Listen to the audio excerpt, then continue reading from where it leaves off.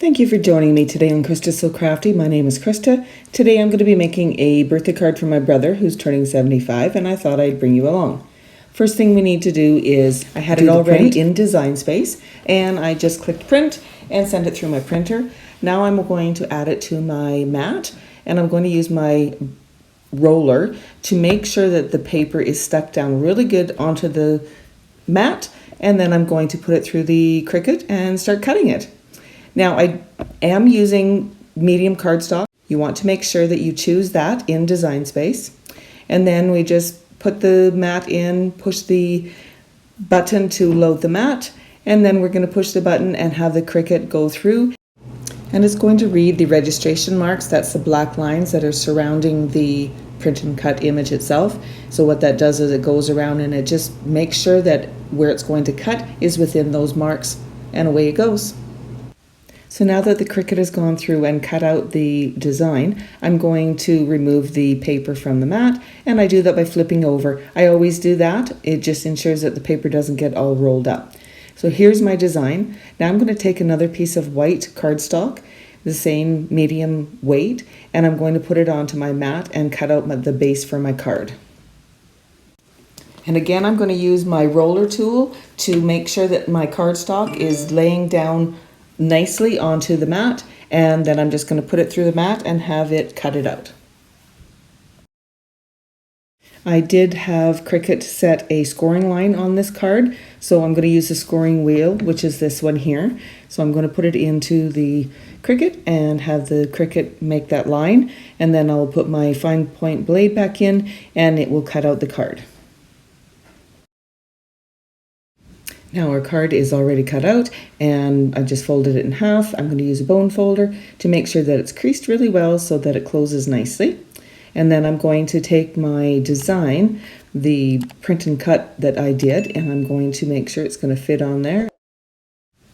So I've also decided that I'm going to take and put a brown border around the print and cut picture that I did. I just think that'll give it a little bit more oomph on the front. So just using some scrap paper, I'm going to cut my border 1/8 of an inch bigger all the way around approximately, and that's going to be the border for the front of the card.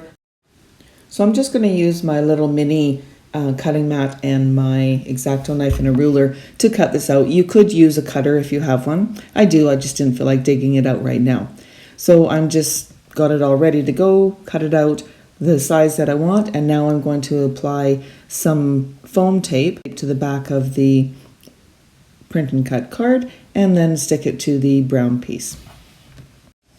Now I learned here a little while ago to have a pair of scissors dedicated just for this foam tape because it is so sticky and it gets all the stickiness all over the blades on the scissors. So these little pink scissors are not expensive ones at all. They're just, I don't even remember where they came from, but I use them specifically for cutting the foam.